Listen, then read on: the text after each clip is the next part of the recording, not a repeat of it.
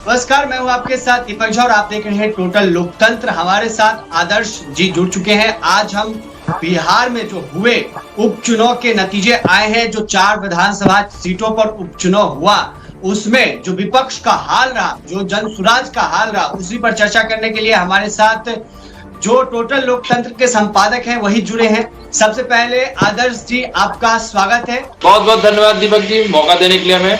आदर्श जी, जो 4 विधानसभा सीट रहा विधानसभा का उपचुनाव में, उसमें विपक्ष का हाल जो रहा वो बहुत ही बुरा रहा। क्या कारण लगता है?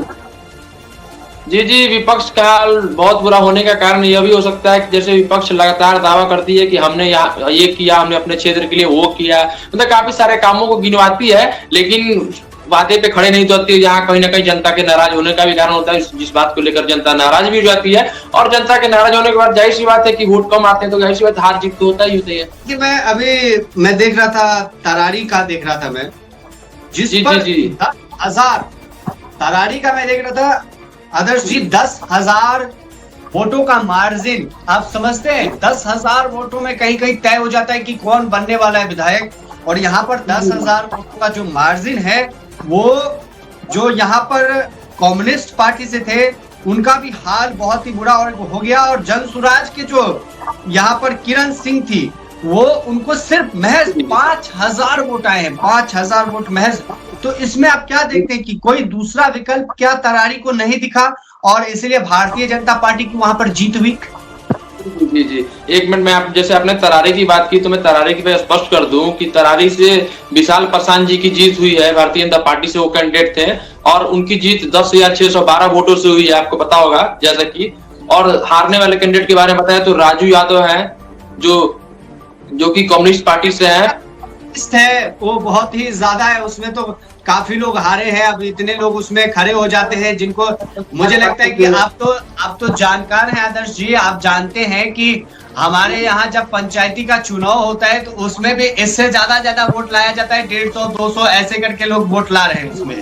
जैसा कि आप देख लीजिए ना, जैसे किरण सिंह जी हैं जनसुराज पार्टी से, ये 73,133 वोटों से आ रही है। सोचिए, जो जनसुराज वादा करती, जो जनसुराज प्रशांत किशोर वो कहते हैं कि लगातार बिहार के विकास की बात करते थे, लेकिन उनकी पार्टी जो जनसुराज पार्टी लगातार बिहार की विकास करने की बात करती है, अदर पार्टी को कोसने का काम करती है। जो प्रशांत किशोर कहते हैं बिहार के मुख्यमंत्री ने कुछ नहीं किया, मतलब लगातार बिहार को। आदर्श जी, क्या है कि अभी तक जो यहाँ पर हम जनसुराज की बात आप कर रहे थे कि तरक्की की बात करती है या कुछ भी चीजें बात करती हैं कि वो नहीं हो पाता है, तरक्की नहीं हो पा रहा है, लेकिन अभी तक तो मौका भी तो जनसुराज को नहीं मिला है कि ऐसा कोई दावा सच भी हो जाए। तो मौका तो देना पड़ेगा ना। यदि आप कहते हैं कि आपके पास विकल्प नहीं था इसीलिए आपने आरजेडी, जेडीयू और भी पार्टियों को चुना, लेकिन जब आपके पास विकल्प आया है तो क्या उससे मौका देना सही नहीं है? देखिए, जैसे आप मौका देने की बात कर रहे हो, तो भी आपको बता दें कि आगामी आने वाले बिहार विधानसभा चुनाव में काफी कम समय रह गया और प्रशांत किशोर जी करीब 243 सीटों पे पूरे उम्मीदवारों को उतारने की बात कर रहे हैं हर एक विधानसभा से। तो देखिए, जब उपचुनाव में इनका जनसुराज पार्टी का ये हाल है, तो क्या भरोसा करे कि विधानसभा चुनाव में 243 सीटों पे वो अच्छे सीट ला पाएंगे और अच्छे सीट को निकाल कर बिहार को एक नया चेहरा देंगे? जनता को मौका नहीं देना चाहिए था।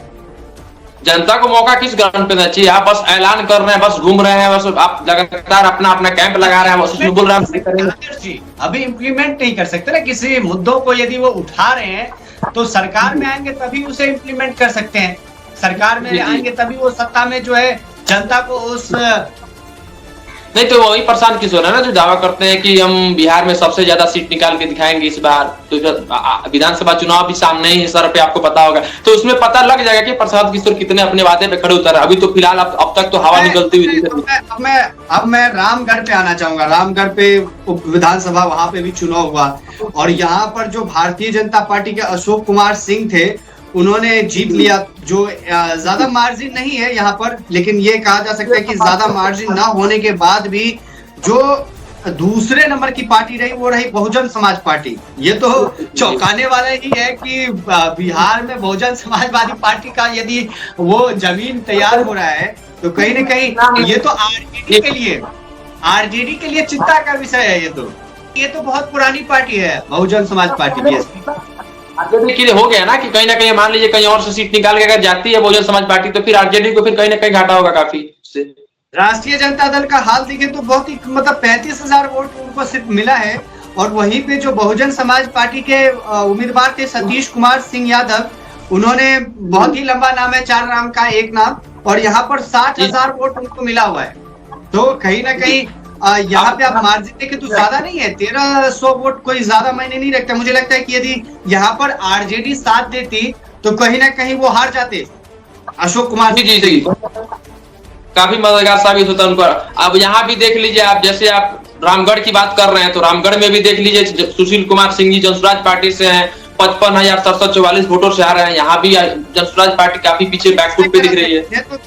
ये तो मान लीजिए फिर बहुत प्रशांत किशोर राजनीति में बहुत ही जानकार माने जाते हैं, तो उनको तो ये पता चल ही गया होगा कि ये जो काम है ये सिर्फ और सिर्फ वोट काटने वाला काम है। यदि आप देखें जनसुराज के सुशील कुमार सिंह यदि खड़े नहीं होते तो फिर कहीं ना कहीं सतीश कुमार जो बहुजन से तो वो जीत ही जाते कम से कम। मैं ये नहीं कहूंगा कि कौन खड़ा होता कौन नहीं खड़ा होता, लेकिन यहाँ पर साफ नजर आ रहा है कि कौन किसका वोट काट रहा है और कौन किसको फायदा दे रहा है। आरजेडी का जो आरोप है कि दरअसल बीजेपी के बी टीम प्रशांत किशोर है, तो ये कहीं ना कहीं यहाँ पे तो दिखता हुआ नजर आ रहा है।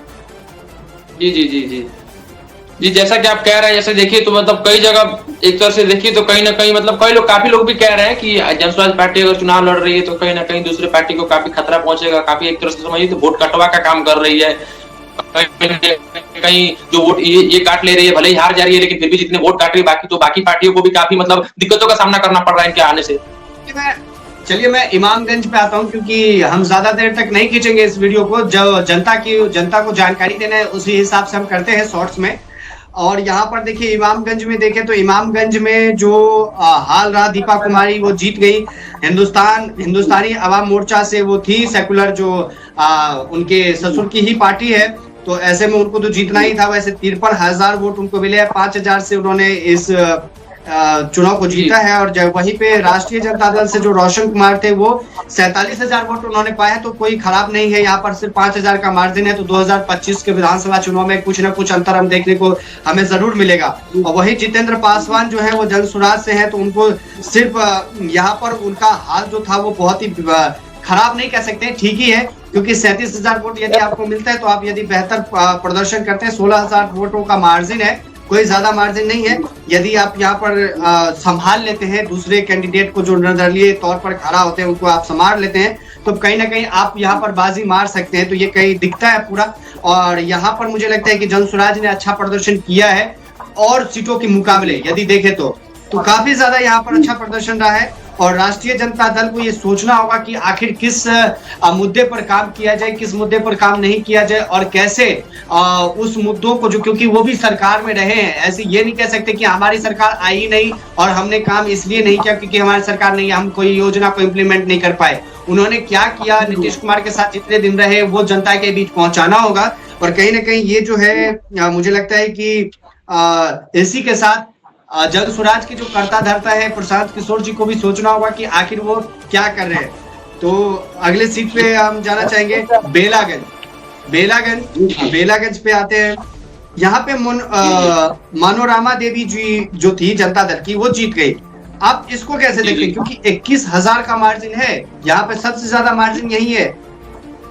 जी जी जी तो जैसे आपने मार्जिन की बात करी तो वही अगले कैंडिडेट जो उन्होंने हारा, जो विश्वनाथ कुमार सिंह जी है राष्ट्रीय जनता दल से, तो वो भी कोई ज्यादा वोट से नहीं आ रहे, 21,391 वोट से आ रहे हैं। अगली कैंडिडेट की बात करें तो मोहम्मद अमजद जी जो जनसुराज पार्टी से हैं, यहाँ देखिए यहाँ भी इनकी काफी कुछ अच्छा प्रदर्शन किए हैं। मतलब कोई खास नहीं कहा जाएगा वोटों से आना, क्योंकि देखिए 56,40 वोट से हारे हुए हैं। मतलब टोटल वोट इनको 17,285 वोट मिले। तो यहाँ भी ये मतलब इस जगह पे भी मतलब आपको बता दे तो बेलागंज में मतलब जनसुराज की स्थिति लगभग ठीक मानी जाएगी। यहाँ कुछ हद तक अच्छा प्रदर्शन किया है।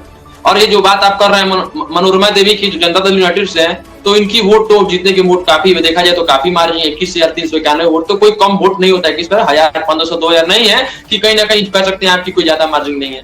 बहुत बहुत धन्यवाद आदर्श जी, आप हमारे साथ जुड़े। कहीं ना कहीं ये जो विधानसभा का उपचुनाव था ये फाइनल नहीं होता है। आमतौर पर ये माना जाता है कि जिसकी सरकार है उपचुनाव वही जीतता है। आमतौर पर ये देखा गया है, बहुत से ही उप विधानसभा सीटों पर देखा गया। कहीं पे भी हो, वहां पर जहां पर जिनकी सरकार होती है, लोग सोचते हैं कि जिनकी सरकार है उससे वो लाभ ले सकते हैं और इसीलिए कहीं ना कहीं वो ही जीतते हैं। और इस पर हम फिर बाद में चर्चा करेंगे। यहाँ पर हम बात बिहार की कर रहे थे और इसी पे देखेंगे कि क्या कड़ी जुड़ती है, क्या कड़ी नहीं जुड़ती है। जो प्रशांत किशोर दावा करते हैं कि मुख्यमंत्री वो कईयों को बना चुके हैं, तो ऐसे में उन पर अब ये जिम्मेदारी बनती है कि वो खुद को कैसे प्रेजेंट करें बिहार पर और बिहार के मॉडल के तौर पर उभरे। बहुत बहुत धन्यवाद।